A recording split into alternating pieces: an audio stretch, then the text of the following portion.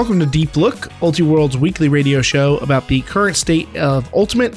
I am the host and a senior editor at Ultiworld, Keith Weiner, and I am not joined today by your typical intro reader and my co-host, Charlie Eisenhood.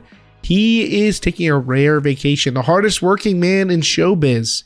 He's taking a little break before the meat of the college season begins and we run into nationals and all the various pro leagues, so we can look forward to hearing about his many adventures once he is back on the show. But don't worry, folks, he's still sending in the picks. So we still got the picks. He's got the lead in the competition. We'll actually come back to that at the end of the show. Today, instead of being joined by Charlie, I'm actually be joined by two of our Division I editors. Edward Stevens is going to come on and talk about the men's division with me, and I'll also have Jenna Weiner on to talk about the women's division, and we'll be talking about Prez Day in both divisions, as well as what's coming up later on in the season next week. And they'll also be joining me for the subscriber bonus. So I'm looking forward to chatting with them. We're going to do some superlatives for the subscriber bonus. So no Charlie, so you don't have to hear us talk about food or the weather or other sports or whatever. I don't know if people really enjoy hearing us just chit chat, but happy to get your feedback. But otherwise, let's get ready to jump in with the college coverage. I will say that we do just have two updates regarding the club season that came out today, so I want to make sure that we touch on these, even though these are basically like breaking news. So all of this is club season stuff. First, we got the dates for the Triple Crown Tour events. Note that the Pro Elite Challenge is now going to have an East and West event, just like Select Flight Invite. So that is the first Triple Crown Tour event of the year. West taking place in Corvallis, Oregon. Pro Elite Challenge West, July 8th and 9th. And then Pro Elite Challenge East, July 15th and 16th the following weekend in Fredericksburg, Virginia. Select Flight East and West comes during July as well. US Open, Aurora, Colorado, August 4th through 6th.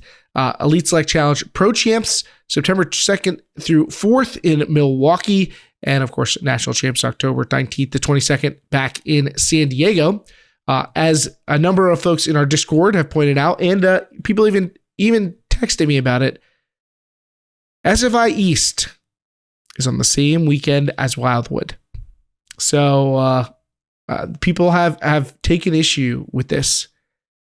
I am too old to care. I feel no need to go to Wildwood. I think grown-ups should not. And how many people on your club team can really be that grown up and need to be at Wildwood? I don't know. But clearly people have an issue, and if the community doesn't like it, then boo-hoo. I'm not in it. I'm not in for it. But I don't think this stuff's going to change.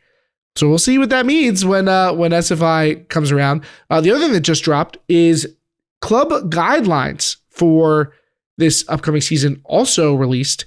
The big headliners for the club division guidelines is that they're going to adopt the majority poll rule in all mixed division competition. I think this is a great rule. Basically, because teams are changing the gender ratios on the field, I definitely think we should be encouraging more structural reasons for women matching players to be valued by teams that might otherwise not do that, beyond obviously the ethical reasons to do it. But adding game incentives is not a bad thing. Plus, I think it's a great chance to get female matching players pulling and seeing those talents as well. So that's a great rule. I'm super here for it. There's also no prize money. They're not going to do any more prize money for Triple Crown Tour wins. It's mostly symbolic anyway. I don't think it was really motivating teams in any meaningful way. That's, I guess, the feedback that got back. Might as well put that money somewhere more useful. Sectional buys will be back for teams that qualify for them. Those are the headliners as it's being told to me. This is so fresh that I haven't even gotten to read the whole thing. Ratio Rule A is being adopted for all on-field personnel ratios. That's the same rules as the World Flying Disc Federation uses for mixed gender competition.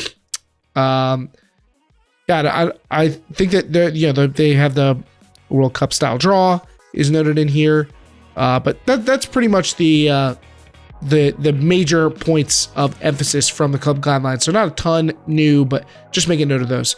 So with that out of the way, club season stuff down, let's go talk college. So first up, we're going to have Edward Stevens on to talk with me about the men's division at Prez Day, and then we'll be talking with Jenna Weiner as well. We'll be right back with more Deep Look. Hey there, my name is Jody African, and I'm the host of a new podcast from TED called Good Sport. I've learned a ton of life lessons from playing sports, from watching sports, and from covering sports in my career as a journalist. During our first season of Good Sport, we'll look at hotbeds of talent, how a new sport like F1 can break through, how to deal with aging out of playing sports at the highest level, and lots more. Check out Good Sport wherever you listen.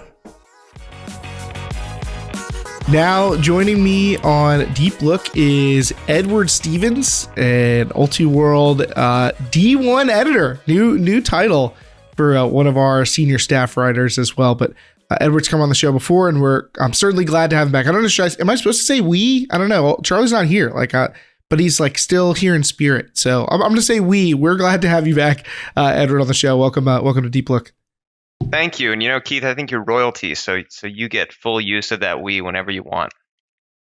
I will take that that privilege. Edward and I have actually been talking off ultimate topics. Edward kind of posed this challenge to come up with the best 100 songs of the 90s. Now we're both 90s kids. We are old. Yes, we are old. But it's been quite an exercise trying to pare down the best songs of a decade of my coming of age of music down to 100. It's you're already done with your list, so you're complete. I debuted my list in October, and it made a lot of people angry. Your opinions upsetting people? I can't imagine a world where that could happen.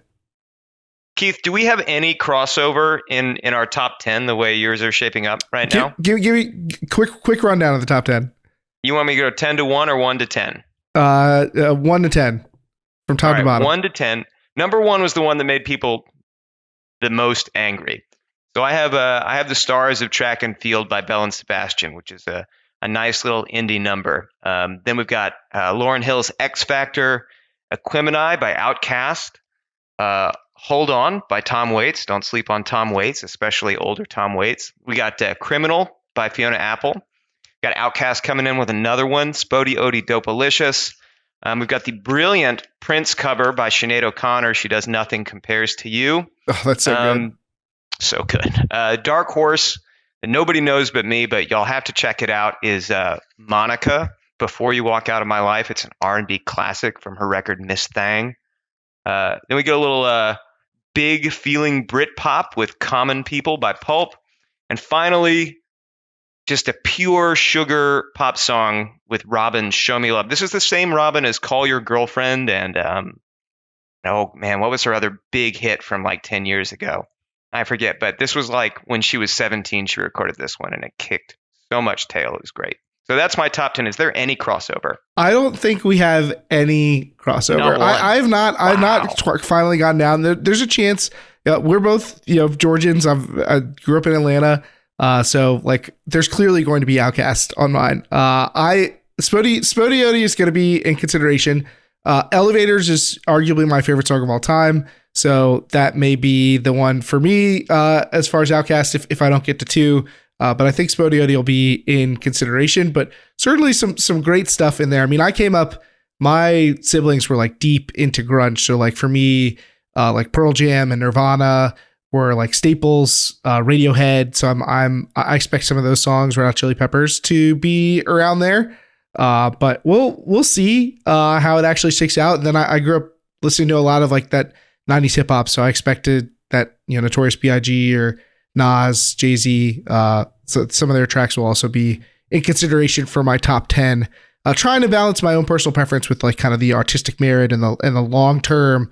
What did these songs mean for music. I mean, we could go on for an entire podcast, if not a series. I don't know why we don't. Just talking about the impact of all of these 90s artists. I mean, the list is very long, but it's certainly fun to chat about. We do have Ultimate, however, to talk about.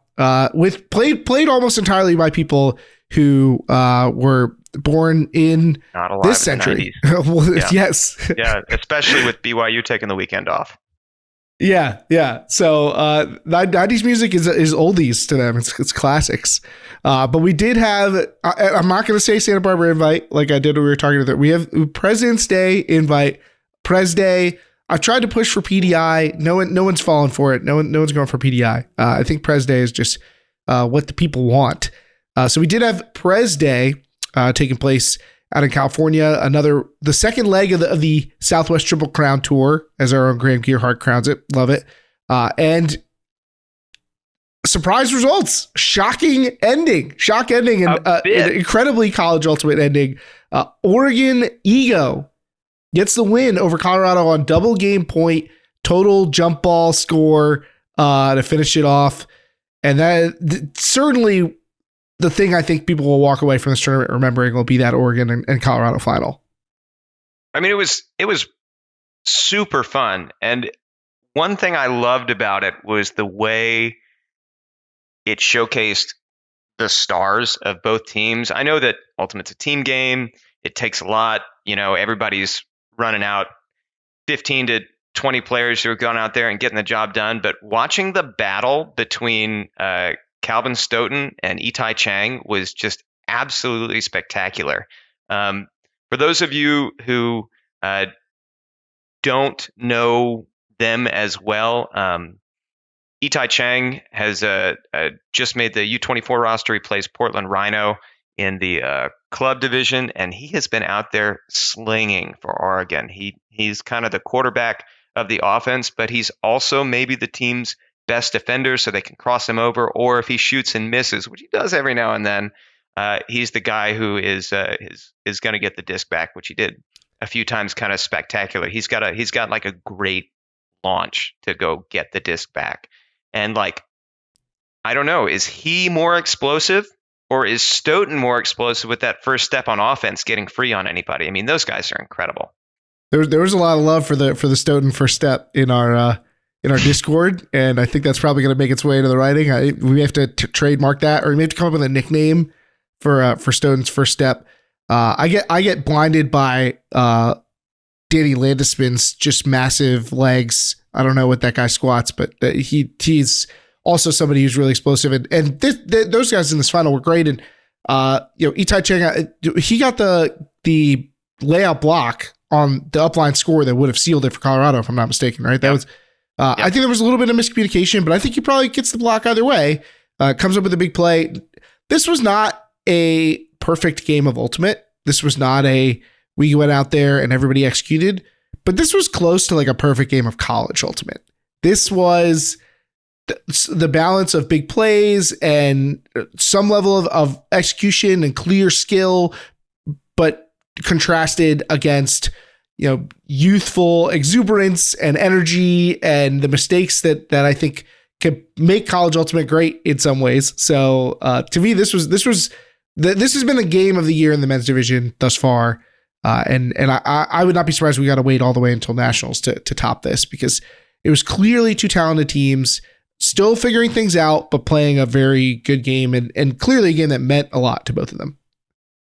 It does. What does it mean for like the overall nationals picture, do you think? I mean, where does Colorado, doesn't win the tournament, which is what I think just about everybody predicted, and Oregon has now put their elbows out and jumped through the crowd up into it. I mean, where are they in relation to the other top teams at this point? Judging Oregon will be its own thing. So I'll talk Colorado first, because this was their debut for the year. They won all their games prior to this. They had some close calls. This was not an emphatic weekend. They had four of their 9 games that they won pretty comfortably. Maybe 5 of those games, but they had some close calls with teams that I don't think are teams that we're expecting to contend for a title or anything. So they have not achieved the level of untouchableness that North Carolina has. And that's what you're going to be comparing Colorado to. So right now, I think that you got to push Colorado off that top shelf tier with UNC, which is where we thought coming into the year. I was pushing for them to be the number one team in the power rankings. I don't take that back based on this, but I do think that this new information does say, like, this team has work to do. They clearly have a really high ceiling, but they have work to do. But I think you got to push them onto that second shelf, that tier 2 with BYU and some of the other title contenders. And Oregon, to your point, may need to be pushed up there too. They have not they've not played their best yet, is the sense I get from this team. They definitely look like a team that's in progress. We know that some of their roster has been shifting. They haven't exactly been healthy or had the whole team there yet, but they look deep. They look skilled. They did have a couple rough losses at SBI.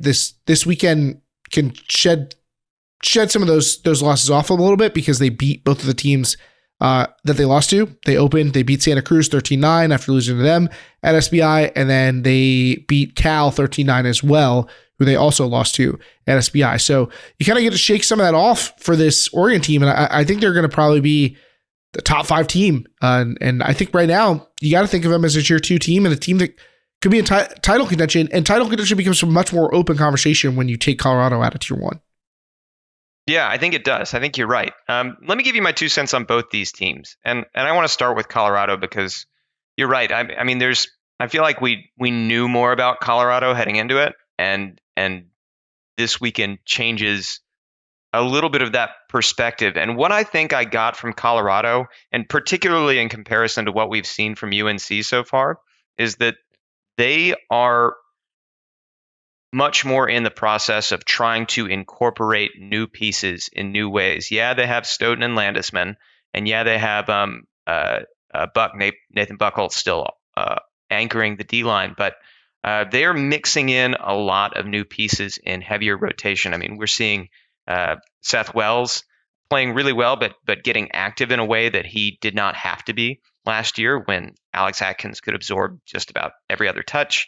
We're seeing Atkin Arnstein get involved as a deep threat. They're incorporating Ryan Shigley and Nandaman Fink, a pair of rookies who are really good and played really well for them. But this was their debut late weekend at a sanctioned college level, and I think UNC didn't lose the core of their pieces on offense and defense in the same way. Liam Searles-Bose was great, but he wasn't the start of each point for them. And so I just think they're different process-wise. And I'm not really worried about Colorado, but you're right. I mean, those results 1-point wins against UC Santa Cruz and Oregon State are not what you want to see from them. UNC's blowing teams out by 7-6 points all the time. But then Oregon, what a story with Oregon. They come out and, I mean, it's so easy to fall in love with their offense because they come straight at the defense. They decide that there's no challenge they're going to back down from. There's no throw they're not interested in. There is no deep defender who can beat their deep receivers, and there's nobody who's ready for the array of different looks they're going to throw out there. I just love it. Do I know how sustainable it is? No, but do I want to get on that ride? Absolutely. This is maybe the most watchable team in the country. I don't know how Oregon does it, but they just feel like the team carries over so many characteristics despite the players changing. Like there's things about ego that feel the same as they did 10 years ago. And it's that high wire act offense. You're always like, wow, when it's on, what can you do about it? They're hitting these tight windows. And they look so confident, but like it also feels like, what if it doesn't work? Like, what if the tight windows are too close? Like, what can they pull it off in the face of really challenging defense? And this game against Colorado, I think, proves that. I find that Colorado, I feel like, is missing more. You think of Alex Atkins and all that he brought on the offensive end, but the combination of him and Saeed Semrin being out there on defense, I feel like that's kind of what Colorado's missing because Landisman and Stoughton and the rest of this offensive group are I feel like able to replace some of the lost production from Atkins offensively. But he crossed over a lot, and that D line I think is still looking for its identity to me. Now looking at the rest of the tournament beyond the finals, in semis we had Washington and Cal Poly SLO that took those losses. I think Washington, I feel like they kind of got an easy path to that point. They had 4 wins on the weekend, and those wins are Santa Barbara, Colorado State, Emory, and Grand Canyon. So I feel like we should talk about Washington, but I feel like calling them a semifinalist like overstates their weekend. Well, it does and it doesn't. I mean, my note for Washington is just that I thought they looked like a mess at Santa Barbara Invite, and I was so pleased with, they didn't get the wins against Colorado or against who was it they played on Saturday? I have to check. They played Colorado again.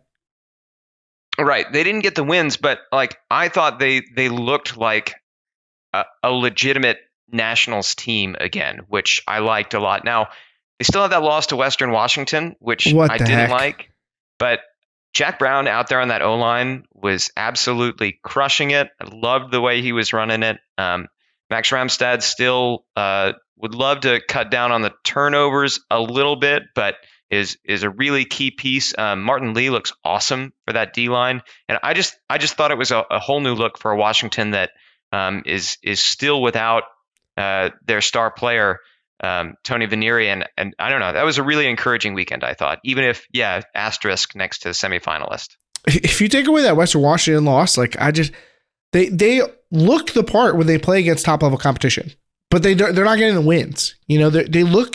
They're playing close with SLO, with Colorado, right? They look like they belong when they're on the field with those teams. But then, this loss to Western Washington, they barely beat Emory, who proved to be a pretty strong upstart. But not exactly that resume that's going to intimidate teams. And the Northwest looks like it's going to be tough. So I'm very curious to see how they're going to perform. All in all, I think they're probably going to walk away from this weekend feeling good. I think if you're a Washington fan, stock up. But man, that Western Washington loss just sticks in my craw. You don't like it. It's the one that can come back and bite you at sectionals, at conferences. They could ruin their regional seeding. Yeah, it could get them. Now, SLO, I feel also good about. Yeah, they also had a good weekend. The only loss was that semifinal loss to Oregon. They lost 12-9, beat Washington in a third place game. They didn't play a ton of, I think, the strongest competition at the tournament. They beat Santa Cruz 12-11. They beat Utah State by the same margin, beat Washington twice, Oregon State. So not exactly a murderer's row or anything. But for them, going out and getting wins is really the name of the game. It is. And, there's a really encouraging development, which is the way Alex Nelson has played. And we saw it a little bit. We saw it a lot bit, actually, in the club division for mixtape. But he is really coming to his own over the President's Day weekend, kind of having to be the main downfield option with Seamus Robinson out. And I think he proved without a doubt that he can be that player who owns any matchup and keeps the defense on their toes once he has the disc as well. I thought he played really well. I'm still, my big concern with SLO moving forward is I think they still lack a little bit of the dynamism in the handler set that they had last year with Matt Miller and KJ Koo especially. And the throwing is there, but those guys being able to get open in a way that creates big opportunities with their legs, I think has not quite hit the level that they're going to want it to be at if they're going to really be able to punish teams and get quicker holds. It seems like their offense takes a long time to score sometimes. That all checks out to me. And Alex Nelson, explosive. They need that. I feel like this is a team I feel like SLO's a team with their ceiling and their floor is very close together in a way that is not common in college ultimate. Like this team feels like it would be shocking to me if they don't make quarters, and it would be shocking to me if they get out of quarters. That's fair. Now the rest of this tournament is just kind of a minefield. I don't even know what to make of some of the kind of the aberrational results that are present here.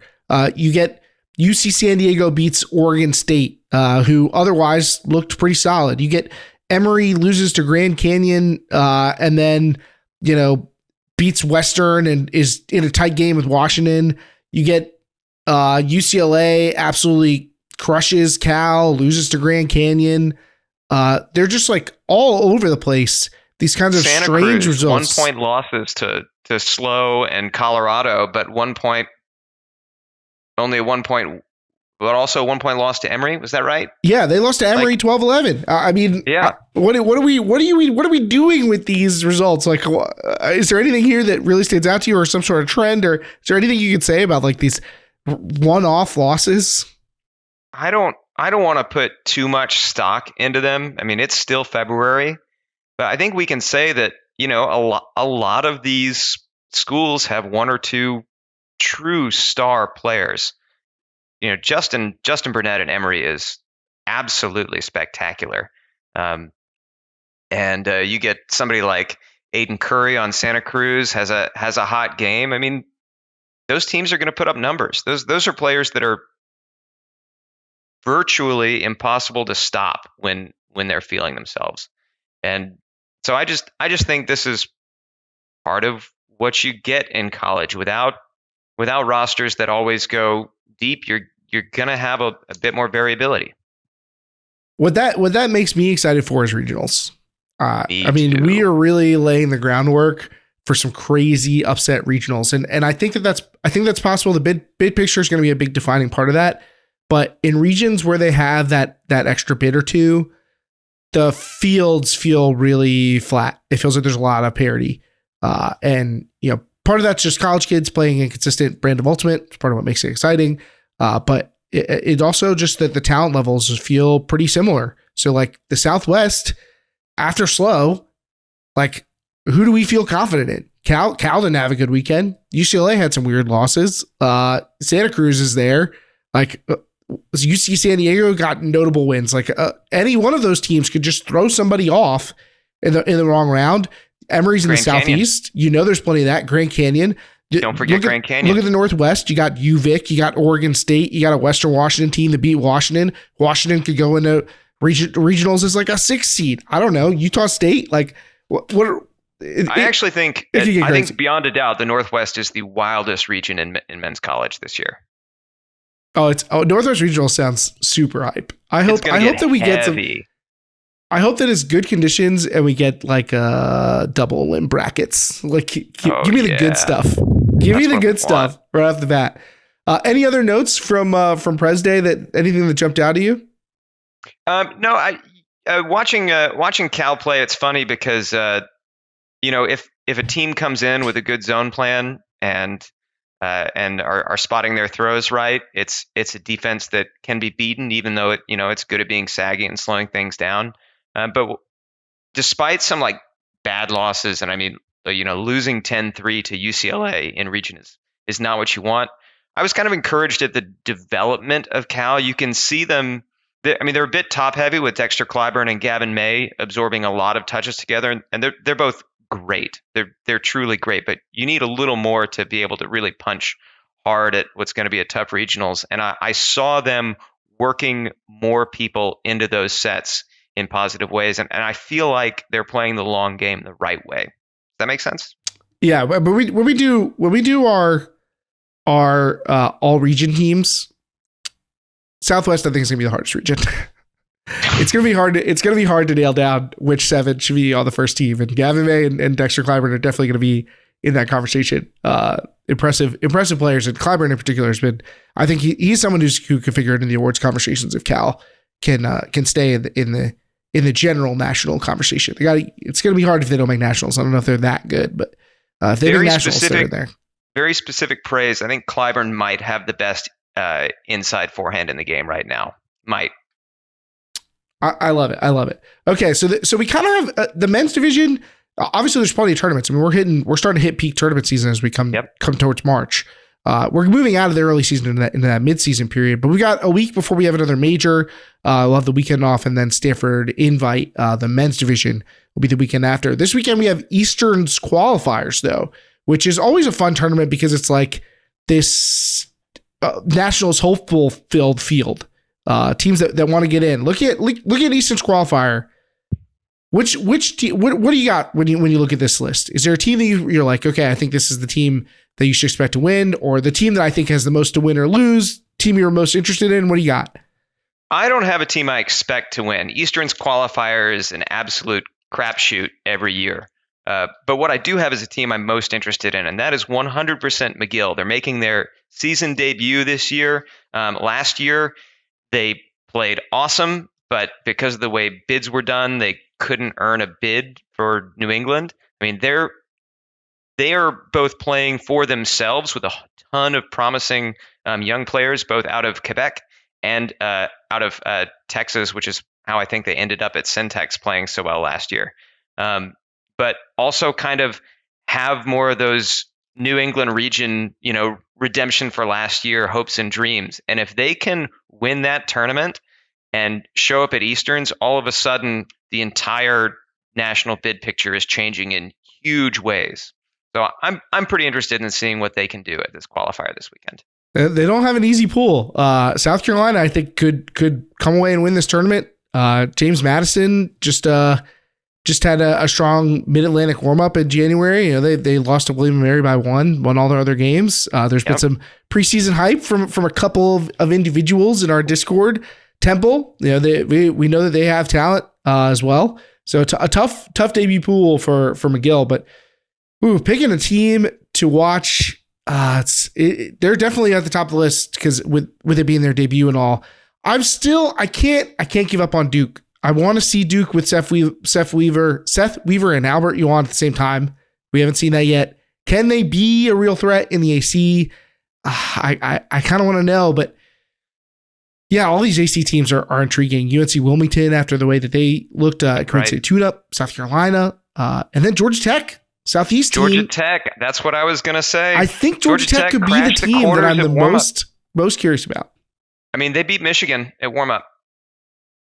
They did, right? They got the win. Like they didn't just. And they looked good against everybody. They looked good against everybody but UMass, and not many people were looking good against UMass. Yeah, I mean, I think they struggled against the like really elite teams in the field there, but there aren't those teams at qualifiers. So they're playing a lot more of the teams that they were playing well against at warm up. But it's such a gauntlet because I think that there's so much parity here. I think so. Getting blowout wins where you can get them is going to be useful. Keep the legs fresh. I mean, I think the favorite's probably still the number one overall seed, but I think I'd take the field against. I would say that they have the best odds, but I think I'd take the field against them if given the way that it shakes out. 100% with you on the field. All right. Well, keep an eye on Eastern's qualifiers. We will have some film coming out of Eastern's qualifier as well. Plenty from Prez Day and the rest for our subscribers. If you're not already subscribed, check that out at ultraworld.com/subscribe. Edward, great to have you on again. And I'm going to see you for our bonus segment with Jenna Weiner, and we'll do some superlatives from the early part of the year. What do you think?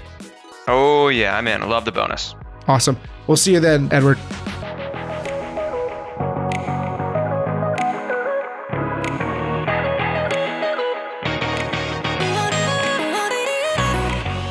I'm now joined here on Deep Look by Jenna Weiner, our D1 women's editor.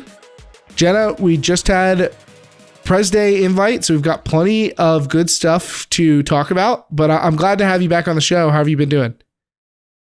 Doing okay. Getting the season underway. I'm excited to be out at Stanford Invite in, I guess, a few weeks now. That's my local tournaments. By being in the Bay Area, I tend just to get out to Stanford Invite, not all the way down to Prez Day in Santa Barbara. I leave that to our main SoCal reporter, Graham, who tends to cover those tournaments for us.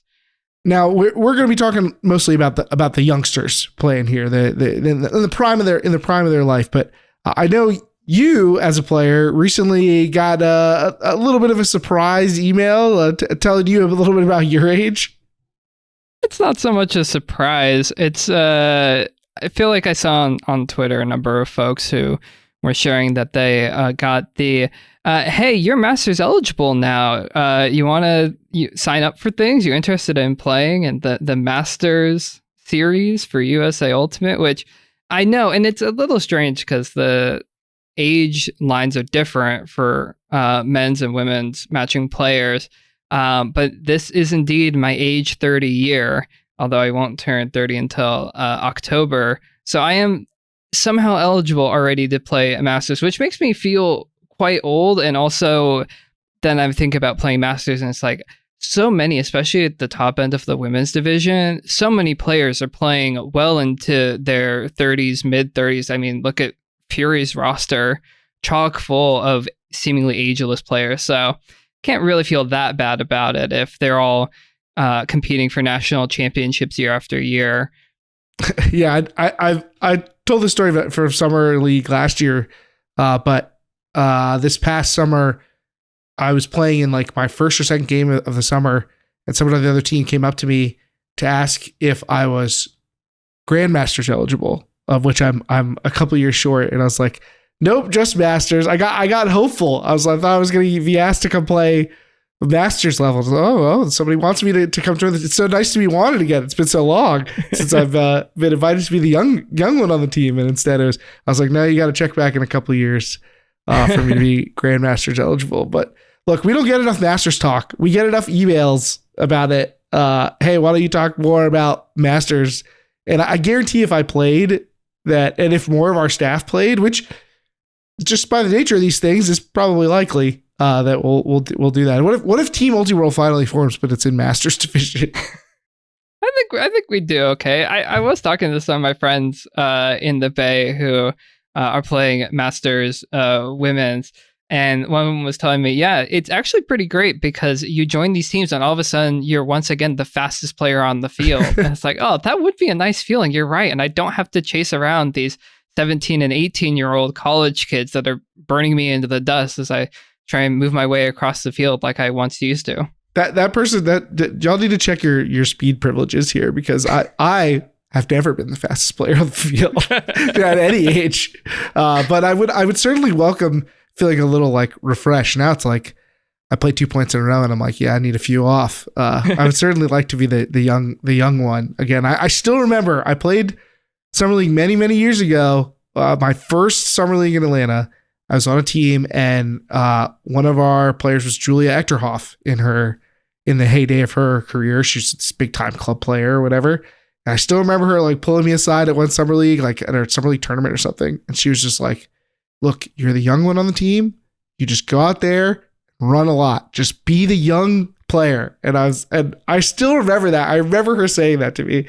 Oh my God. But it was, 15, 20 years ago. So I mean, everyone has their origin stories. When I started playing organized ultimate, it was in college my freshman year at UC Berkeley, and there was a marching band intramural ultimate team, and I pretty much made the team because I could run very fast and catch discs, and that was about it. But that was all that was needed at the intramural level. And then I actually learned things about like what a force is and what a stack is, and well, the rest is history over a decade later now. Look, running fast and catching does not go out of style. Never does. It really doesn't. And look, we saw a lot of it at President's Day Invite from some of the best players in the game, and that's like their primary skill is run fast and catch. You can get a long way with that. But let's turn our attention to Prez Day. Really a tournament that had a couple of hiccups going in. We ended up with like these big 3-team pools, and we lost power pools. I know there's some people who are sad about the loss of power pools, but in the end, we do get the chalky Colorado win in the number 1 versus number 2 seed final. Colorado gets a 12-8 win over Stanford. And this was the first time that we got to see this Colorado team that there have been really high expectations for all year. What are your first impressions having a chance to see what Colorado can do on the field? I think Quandary showed basically what we were expecting. Their key players, Stacey Gaskell, Cleo Phillips, making their usual impact. I think, we're obviously in the semifinal. Colorado was tested against Oregon, which played up. Talking to some of the contributors in the women's division out of the Northwest, some of them were saying how big of a glow up Oregon had, and we'll talk about them more later, from the unsanctioned Bellingham invite earlier this year to Prez Day. But I think Colorado is looking like a team that's getting their team into gear, figuring out their strategies, playing some of their top line players. I know Gasco in particular playing quite a few points towards the end of the semifinal and final. But I think Quandary's sort of settling in. I think it's kind of similar to what we saw from UNC at Queen City Tune-Up. Both teams tested at points, but in the end looking pretty comfortable with 4-point margins. And I think both of their wins, I think it was 11-7 for UNC over Vermont and then 12-8 Colorado over Stanford. It wasn't a perfect performance from what we saw from Colorado in winning this tournament, but I say this all the time that I think that's one of the marks of a champion is like being able to win ugly. Like when you can win against high quality competition without playing your best, I think it's a great sign for your long term. And yeah, it's their first weekend out there. They're still figuring things out in some ways, integrating some new pieces, having some pieces step up into bigger roles.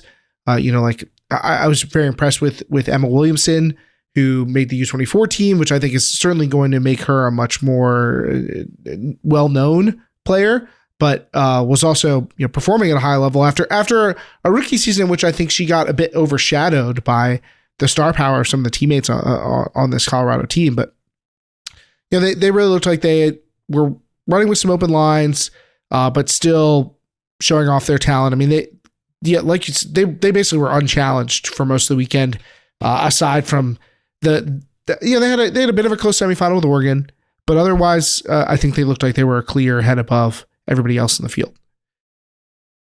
Now that Oregon team that they played, I think that's going to be one of the stories of the tournament is that Oregon team. So Stanford makes the final, Oregon falls to Colorado in the semi.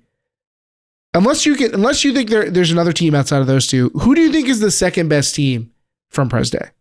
I think the second best team at Prez Day probably has to be Stanford. And I say that at least partially on the back of their semifinal result. We saw it at Santa Barbara Invite, the matchup of Stanford and UC Santa Barbara Burning Skirts. And it was a close double game point game. Stanford just squeaked through. This time around, 12-5. Not close. It was, I think, like 6-0 or 5-0 in the opening going for Superfly. Just a dominant performance. And sure, maybe not quite the tight performance that you would want all the way through with Colorado in the final, but I think Stanford continues to show that at the moment they are the class of the Southwest.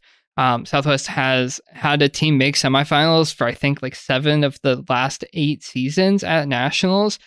Stanford's in the picture, just a matter of probably who they end up getting in quarterfinals when it comes down to it, because their zone defense, their ability, especially with some of their, I want to say more experienced players, but even then, some of them I don't think are even seniors yet, but Macy Volbrecht and Esther Philippek in particular, just guiding that Superfly offense on the turn and the suffocating zones, I think is a recipe for success.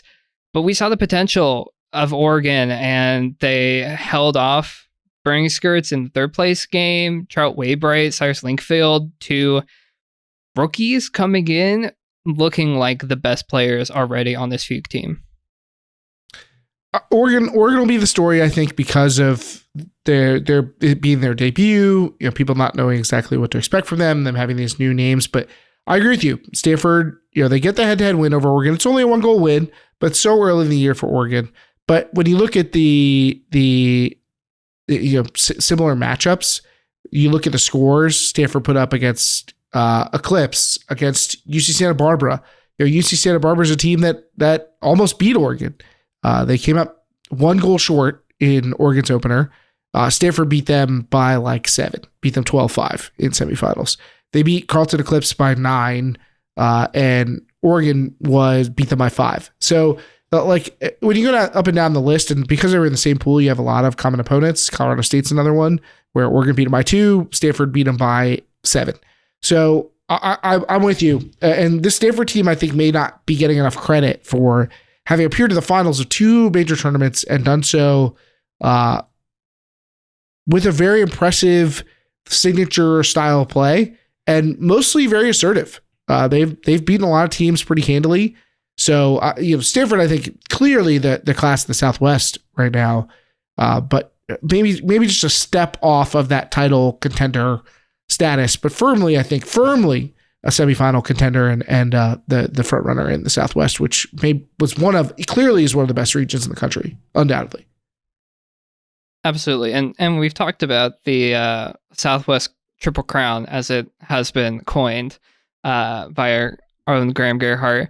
And it's often with the Triple Crown talking about winning the tournaments, but I think if we see at their home tournament, Stanford Invite, in a few weeks, if Superfly come out and make another final, whether or not they win or not, I think that's an impressive achievement alone. Simply being in the field of all three tournaments, strong fields across the board. And if they're able to make 3 straight finals, I think that says a lot for their credibility come the end of the season. I don't know what's lesser than a crown. Like, would it be like a sash? Do you get like a second place sash, like a Triple Crown sash for 3 runner-up showings? I mean, it'd still be very impressive, especially for a Stanford team that, like, for me, I think of them as a team that builds over the course of a year, and they're always better come April than they were in February, like markedly so. So for them to be doing this good right now, I mean, who knows what we're going to see come April from them. But this Oregon team is another team that we expect a lot of growth from because they're so young. But they were definitely impressive, probably ahead of where I thought they were going to be at this point in the year. What did you think of Fugue in their debut?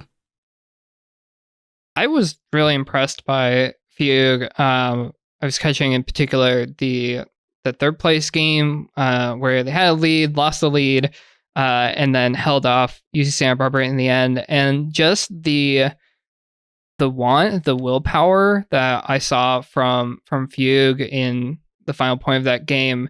Pretty sure Waybright got a block and then got the goal for them. And it says a lot for a team that, albeit in unsanctioned play, early season, terrible weather conditions at Bellingham Invite, we're getting blown out by teams. 13-1, I think, was the score against UBC. But to come in, put a great game up against Colorado, only the Universe Point loss to Stanford. Other than that, I think it's going to be really interesting in the Northwest to see what the pecking order looks like. Previously, like last season, I remember at Stanford Invite, Washington got a chance to play Oregon, and it wasn't that close in Washington's favor. This season, though, if those two teams both play at Stanford Invite again and get a chance to match up, I wouldn't be surprised, even with Abby Heckel on Element side, if Hugh ends up the winner, and could be looking at a situation where UBC leads the pack potentially. Yet to see them in sanctioned play, though. BYU, they're a team out of the Northwest. We'll see what the bid picture shakes out if they end up attending conferences. And then you have Oregon and Washington as 2 potentially top 10 teams as well. There's definitely tons of potential for the Northwest. I think Fugue has established themselves with this Prez Day performance to be right in the middle of that conversation.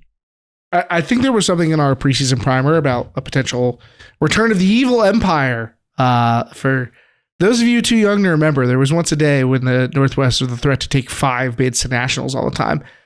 And, we could be looking at 3 top 10 teams, and that's not even counting in, then you have to count for UVic and Western Washington. This is a very strong region, and Oregon is going to be in the mix to potentially win it. I would love to get back the Oregon-Washington rivalry of yore. I think that's been a great historical rivalry, and Oregon maybe taking a couple steps back, Washington taking some steps forward, taking some of the drama out of it, but I'd love to have that back. I was really impressed with Eliana Norton in the backfield for Oregon, the really skillful thrower.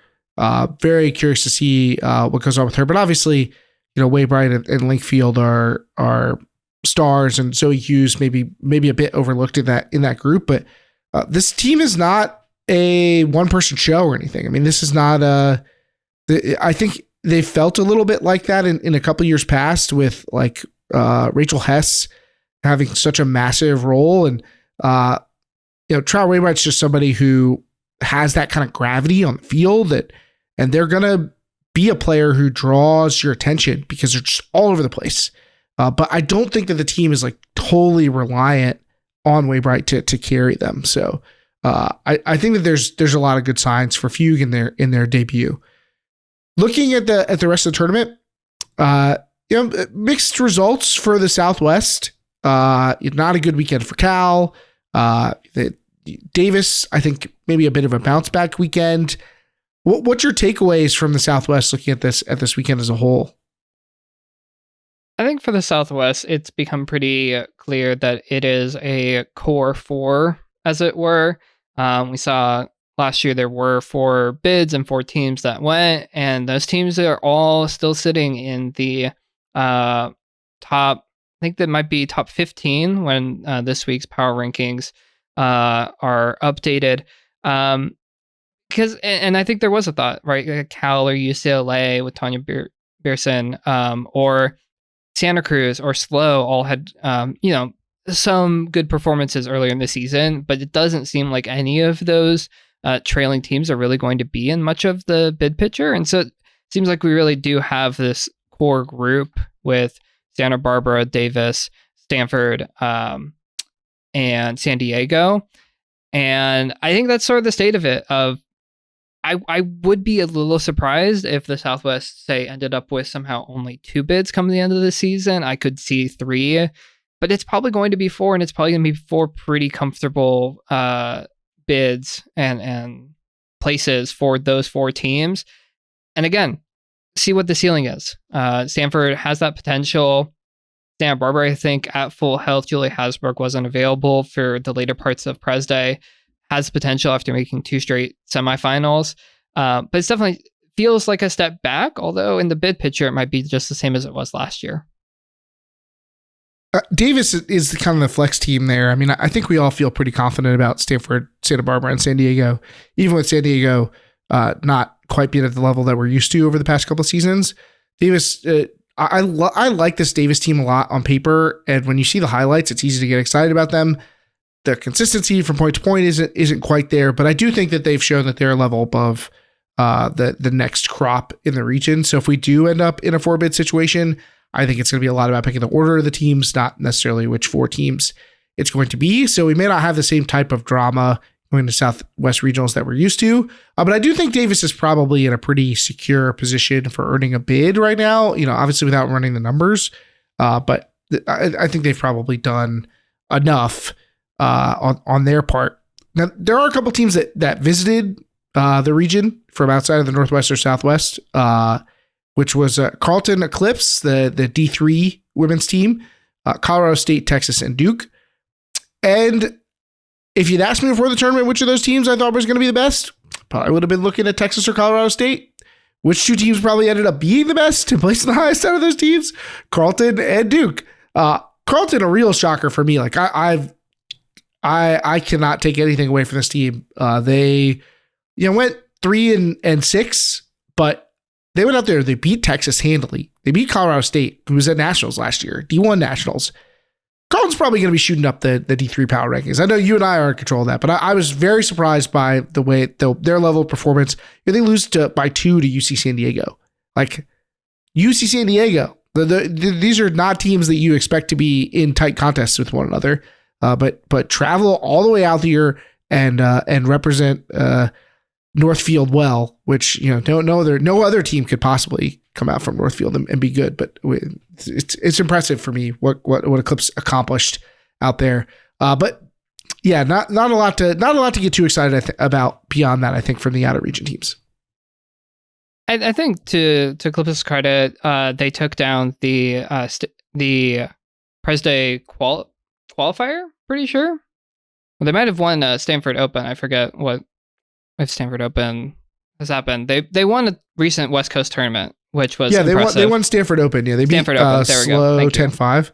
What are they like residing in California? Like what are they all doing? Yeah, and that's sort of my thing. In fact, they've already shown their potential to take down a West Coast tournament, albeit Stanford Open not quite to the level of Prez Day, but I think it shows the program continuity and success and being able to build that up.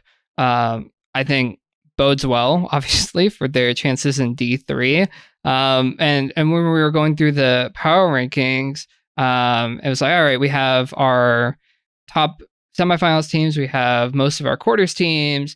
And our quarters teams include a D3 Carleton Eclipse and also Duke coming all the way out from the East Coast. So And made for an interesting discussion, certainly, when talking about the power rankings and figuring out where all the teams would sit. Going back to the comment about Davis as the flex team, I think the other thing to note is that, yes, this was a very Southwest heavy tournament, of course, and their losses on the weekend only came to Colorado, Stanford, Santa Barbara, and San Diego. So if your only losses are to the tournament winners and then all in region teams, I think that's going to help out a lot in not leaking bids to other regions potentially. There were no bad losses out of region for Davis, and so I think that really helps potentially consolidate the 4 bids in the Southwest when all the teams are playing not necessarily super close with each other, but they're taking losses to each other, not taking major losses outside of to the top ranked teams outside of region. I look forward to seeing Davis as like a 11 or 12 seed in nationals and getting tempted to pick them in the game. I feel like I'm well on the path to all of that coming to pass. I mean, it's happened before. I think they came in in 2021 as the 14th seed, pulled an upset in pool play, won in pre-quarters and made a surprise quarterfinals appearance. So it wouldn't shock me if that happened again. Although I think that's closer to their ceiling right now than perhaps what we might expect from them. Any other interesting notes from Prez Day that jumped out to you? Or I'm thinking we might want to talk about Commonwealth Cup coming up this weekend. Yeah, no other major notes from Prez Day. I think as it has been in the women's division, it played out pretty much to par. We saw the top teams for the most part dominate to an extent. It wasn't particularly close. At one point, after day 2, Graham Gerhardt was writing up the report, and 8 points was the most that any team had scored on Stanford, Colorado, or Santa Barbara at that point. And Oregon is probably closer to some teams, but also played to double game point with Stanford. So the cream is rising to the crop in the women's division, as I think it has been, and it'll be interesting to see if that continues come Commonwealth Cup and certainly come Stanford Invite in a few weeks. Speaking of Commonwealth Cup, coming up this weekend, we get the weekend 2 of Commonwealth Cup, which is 20 teams. We'll have certainly some top 25 ranked teams, but the field is just loaded with teams that are like borderline top 25, teams that may spend some time in or out of the top 25. There are a couple teams that are probably pretty firmly planted at the top of the seeding, Virginia, Pittsburgh, and Northeastern. There are 2 power pools at this tournament, so there are 5. There's 2 pools of 5 that is comprised of the top 10 teams, top 10 seeds, and then there's 3 other pools of 4.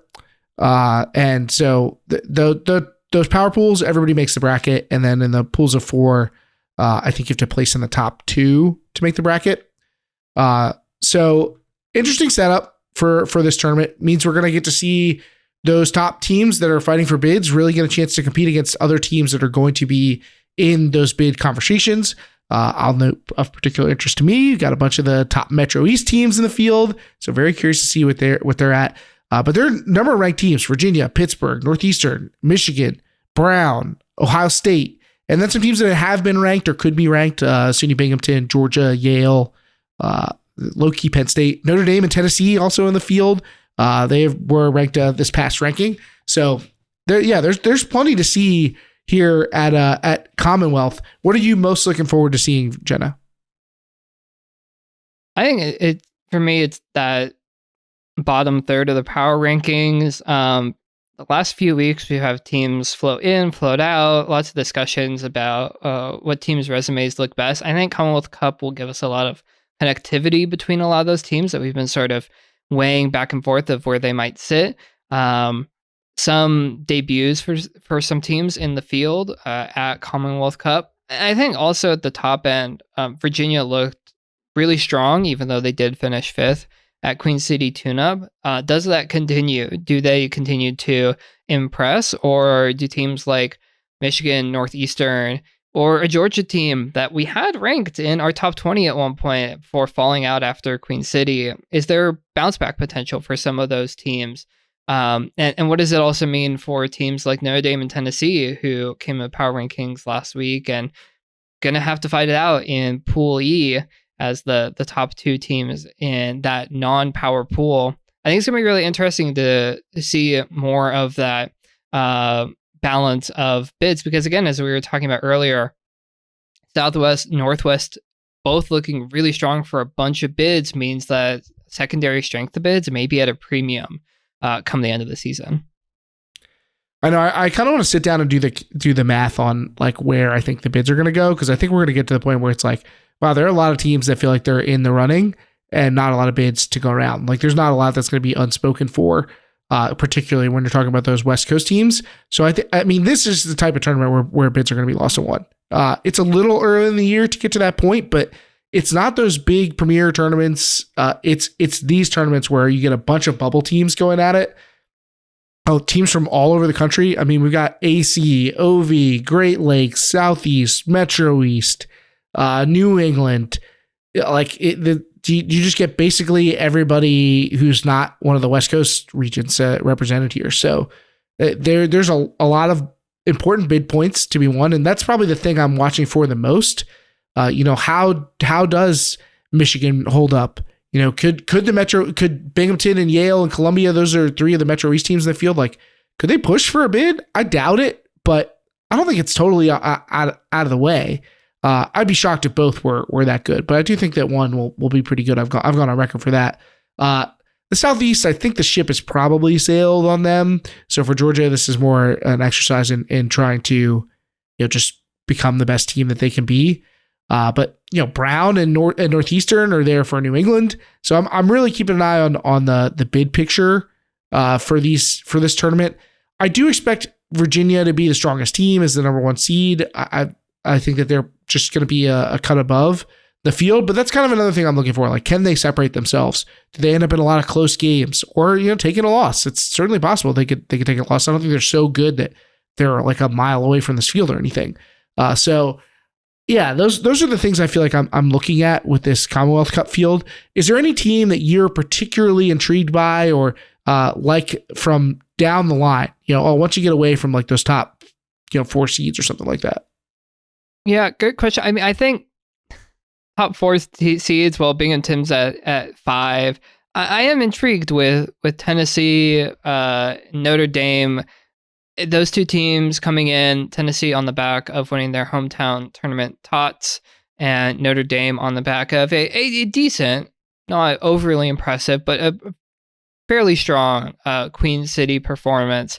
They're both out of the power pool, so it's going to be interesting to see how those two teams face off against each other, and where they might end up placing when it comes to the bracket lineup. Because I do think it's going to have some importance whether or not you're going to end up having to face a Virginia or a Pittsburgh team too. Pittsburgh, Michigan, sort of in that 5, 6, 7, 8 range when it came to Queen City. How those two teams match up, that's at more the top end of the bracket. But Notre Dame, not that far outside of competing with Michigan and Pittsburgh, certainly at Queen City. Notre Dame taking Minnesota to double game point. Minnesota playing relatively close with Pittsburgh and Michigan as well. So it seems like even though Notre Dame, Tennessee down at the 13, 14 seats, that they could have some potential in the bracket depending on who they end up facing off against. For me, maybe this is a bit of a layup given that they've been in our power rankings the entire year. But Brown as the 10 seed, I will be very surprised if they finish 10th or lower. Like this, they feel like an easy team to break seed. They were on the border of making nationals last year. They returned some really strong players. Rita Fetters is obviously chief among those. But I will be surprised. Like I would expect them to contend for potentially a semi spot more than I would think that they're going to be a 10th place team. And Notre Dame has me curious. They've piqued my curiosity with their performance at Queen City Shoot Up. They're the type of team that can be prone to these kind of flare ups where they can really challenge some team that's pretty good. And they've got an interesting test in Pool E. I don't think there's any easy wins in even in their lower pool. And then we'll see what they're really made of in the bracket. And of course, I'm going to be watching the Metro East teams as a Metro East coach. So I'll keep my eye on that, particularly Yale, like what they've got in store, because I think they can be pretty good. And we already know what Binghamton is capable of. So I'm still expecting them to be solid. So should be an interesting tournament. I'm looking forward to doing picks. Do you have a team that you think who would you pick to win this one if you had to? I think if I didn't say Virginia, that I would be missing something. They look strong. Queen City only lost coming to Carleton, and then the way the rain out brackets work, they didn't actually have a chance to play their way up from there. Took fifth. So I think Virginia Hydra have looked good, continue to be a strong program, and I think this could definitely reaffirm their place within the AC, making sure that there will be enough bids to go around for the AC when it comes time for nationals. I think Virginia's going to end up being the chalk. Once we do picks, I think that everybody will pick Virginia to win this tournament. Maybe I'll be surprised. Maybe someone will go out on a limb with Northeastern or Pitt. But yeah, I think Virginia's going to be where most people place their faith. But all in all, should be an interesting tournament weekend. It's great to get these kind of bid centric tournaments with teams from so many different regions and a lot of teams that we haven't seen yet. So excited to get those debuts underway, because this will basically give us everybody who's relevant except for freaking Washington, right? Like, where's Washington at? Are they just taking the year off? I don't know. But this will basically have gotten everybody on the field. That's a relevant team in the national conversation at this point. Well, or UBC, but we'll have to wait a few weeks to get to Stanford Invite for them, it looks like. I give them a pass because they traditionally don't show up until Stanford Invite, but I feel like Washington should have been at something by now, right? Like, am I crazy? No, I don't think so. I don't know. Well, certainly I appreciate you coming and stopping by, Jenna, to talk about all the awesome stuff that's been going on in the women's division lately. And you'll be joining us in our subscriber bonus segment, where we're going to talk about some superlatives for the first half of the year. So I'm looking forward to seeing you then, Jenna. Yeah, should be fun. Looking forward to it. Thanks for having me, Keith. Awesome. Thanks.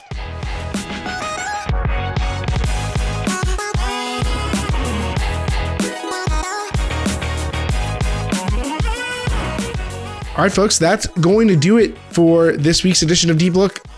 Are you panicking? Are you like, where's the picks? Where's the picks? Where's the picks? I hope that's what you're reacting. Where are the picks? Don't worry, I've got the picks, so we're not actually done. But let's go over what happened last week in the picks. First of all, so in the men's division of Prez Day, Colorado gets the win. Oregon gets the win. Colorado and Oregon in the final. I'm the only one who picked Oregon to the final, but everybody picked Colorado to win. So I'll take those points for Oregon. That'll separate me from the group. Charlie and the subscribers both took Cal Poly Slow. And as I mentioned, everybody took Colorado. Now, in the women's final, everybody also took Colorado to both advance and win. Both of those things happened, but Charlie was the lone one to take Stanford going to the final. So I guess he learned his lesson last time I took Stanford and got the points for it. Charlie took UC Santa Barbara. This time I took UC Santa Barbara. Charlie took Stanford. Taking Stanford's been the right pick. So me and the subscribers both took UC Santa Barbara, losing in the final to Colorado. So we'll take home no points for our trouble. So that means that the differential between Charlie and I stays the same. Charlie's up 24, I have 23, and the subs dropped to 21. Subscribers, time to step it up. Let's see what the subscribers have this week. We're going to be doing Commonwealth Cup and Easter's Qualifier. So we're doing Commonwealth Cup weekend 2. So, no surprise, big favorites here, or not big favorites. I'd say the odds-on favorites are Virginia. So at Commonwealth Cup, a pretty deep pool, pretty deep group, but I do think Virginia stands out. I think you can make a case for a number of these teams because nobody's been so consistent. But to me, the two favorites are Virginia and Northeastern. I'm going to take Virginia and Northeastern to advance to the final. Charlie will also take Virginia and Northeastern to the final. And the subscribers are also taking Virginia and Northeastern to the final. To be fair, there's definitely some votes out there for Michigan, for Pittsburgh, even some for Brown. Some Brown votes. Georgia got a pick, I believe. What a resurgence that would be for Georgia. But yeah, definitely Virginia, Northeastern, the two highest ranked teams in our power rankings. So even though they are the 1 and the 4 seed and they're in the same pool, they're still getting the favorite nod here. And I also think that it helps that if they finish in whoever wins the pool, that they'll be on the opposite side from the second team. So if they finish 1-2 in Pool A, they'll be all the way on the opposite sides of the bracket. So they could still match up in the final. And that's what everybody's predicting. I'm predicting Virginia to win. The subscribers are joining me in picking Hydra, and Charlie's going the other direction with Northeastern. Charlie's done pretty well when he's gone out on a limb recently. So I'm a little nervous, but the subscribers and I are back in line. Been trying not to do that, but that's where we're going to be for now. So those are the picks. Charlie's got Northeastern. Me and the subscribers both have Virginia, and we all have Virginia Northeastern in the final. On to Eastern's qualifier. Top seed William and Mary, followed by UNC Wilmington, McGill making their debut, and Case Western, Georgia Tech at the 5 seed. Just keeping an eye on how this tournament's gonna shake out, because this is a really deep tournament. So I'm very curious to see how the picks went down here. Let's see. I think I'm gonna stay with William and Mary. The number 1 overall seed.